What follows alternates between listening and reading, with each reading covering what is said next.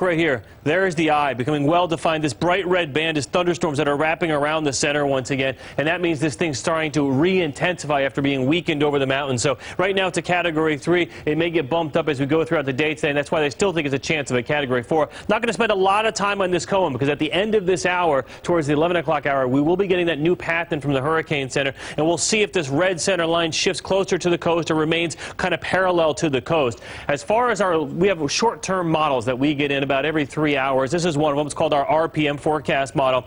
And this shows us at 3 p.m. Thursday, the eye of the storm in Freeport in the Bahamas. That center right there. That's the eye. This is a simulated radar, what it would look like. So the Bahamas gets nailed. And then as we go through tomorrow night around 9 p.m., you notice this is the eye of the storm here. Only about 20 miles off the coast. This would be tropical storm force gusts and some squalls right along the Florida coastline. So the first strong gust tomorrow late in the afternoon, early in the evening. Then as we forward it through the overnight hours, this is when it's a very close call. This western eye wall is going to be very near Indian River, Vero Beach, the Melbourne area, Palm Bay, up through the Space Coast, and that's going to be during the night Thursday. So if we get this close to the coast, we will see power outages from the winds on the backside, even though the strongest winds are here in the north and northeast quadrant. Then as we forward this through time into about 8 a.m. Friday morning, we're still dangerously close to the Daytona Beach, Flagler County line, all the way down towards Palm Springs, or New Smyrna Beach area. This is where the strongest winds would be just offshore. If we get any shift of this towards the coast, we're talking about a devastating storm. Right now, it would be a moderate, disruptive storm. We're so close. This is such a tough forecast because it parallels the coastline here. And here's the wind forecast. That was the simulated radar. This is the simulated winds. The hurricane force gusts are shown in white here. And you notice 11 p.m. Thursday night how close those hurricane winds are just to the coastline. So, Craig, this just gives you a general idea. We're playing this safe. That's why they're going to call for all these evacuations to get everyone out, because literally a shift of 20 to 30 miles. Yeah. I mean, this storm is still about, 500 to 700 miles away. A 20-mile shift is nothing, and that's why they're telling everyone to get out of harm's way. Bill, really quickly, what about our friends in the Carolinas? What can they expect? Okay, let me fast forward here. I'll show our computer models. This will actually tell the story well. So we have pretty good agreement that we're going to come very close to the West Palm Beach area up to Melbourne and the Space Coast. But what changed overnight for our friends from the Georgia coastline, South Carolina, and North Carolina is all of a sudden our models are doing this squiggly bend, taking the storm further out to sea. Notice that one of our models still does head up through areas of eastern North Carolina. Another does come almost over the top of Charleston. So it's not out of the question that we still could get a storm affecting a high impact in the Carolinas. But the trend, 1, 2, 3, 4 of them, are bending it more off the coast with just a glancing blow for the Carolinas. So that's still one of the questions we have to answer. Thankfully for them, that's more of a Friday night, Saturday event. We have a little more time to prepare than the people down to the south in Florida. All right, Bill Cairns for us, following that thing very closely. We'll come back to you a little bit later. Thank you, sir. Let's get to Blake McCoy. Blake is in Miami with more on the emergency plan. And behind you, a familiar scene ahead of storms like this down there.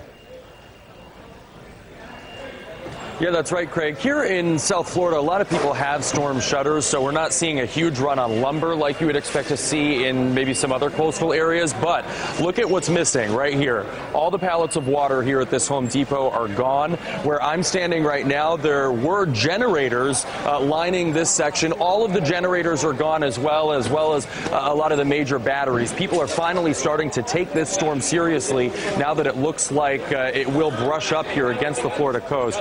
We're in Miami, so the biggest impact here is expected to be storm surges and power outages. Those power outages could be prolonged because those bucket trucks can't actually go in and fix the power lines while the storm is underway. Governor Rick Scott held a press conference this morning, and he is recommending voluntary evacuations on Florida's Gold Coast, which is between Miami and Orlando. Take a listen. Go now. We'll do everything we can to alleviate the traffic, but there's going to be traffic in a mandatory evacuation. There always is. No one should take any risk. And back out here, you can see a lot of the bigger batteries are gone, people using them for their flashlights and radios.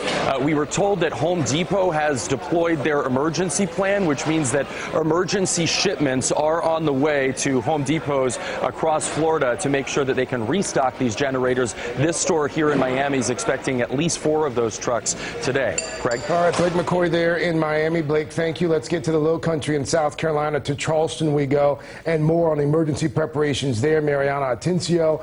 We heard from Governor Nikki Haley a short time ago. What's the big concern right now in the Palmetto State?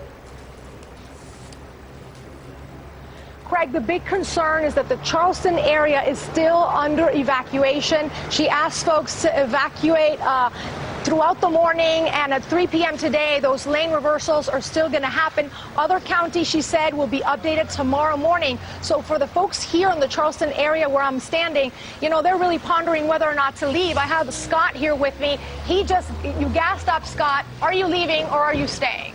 As of now, with the current track, I think we're going to stay. But that could change. It just depends upon what the storm does. So folks like Scott, Craig, on the fence, and that leaves authorities in this state in really a tough situation because, you know, they want people to be prepared. They want to be proactive, and they ask people, you know, to move 100 miles away from the coast, but that's a 2-hour drive for many people here who are just expecting to have a regular Wednesday. Some of the older folks in the community, like Don here. Don, a lot of people, when we were at the Walmart yesterday, they were talking about Hugo, you know, this storm that, you know, really affected folks here. You wrote it out. Tell me what it was like.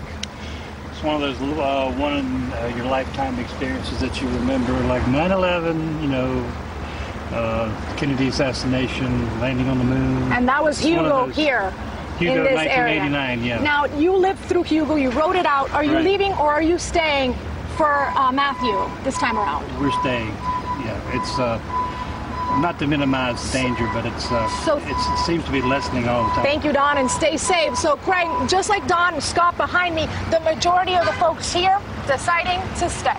All right, Maria Tencio there for us in Charleston. My younger brother was there last night on business. He lives in Columbia, hopped on the road, said he hit traffic trying to get back, and we just saw that look on the highways there. So looks like traffic's still backed up just a smidge as folks try to get out of the low country. A live look there, courtesy of one of the Department of Transportation traffic cameras there in South Carolina. It looks like that is I-20. 20 runs east to west there in the Palmetto State, 3-lane highway. You can see the traffic to get out of the Charleston area crawling along there. We'll keep a close eye, of course, on the hurricane down south right now, though. Let's turn to politics and the running mate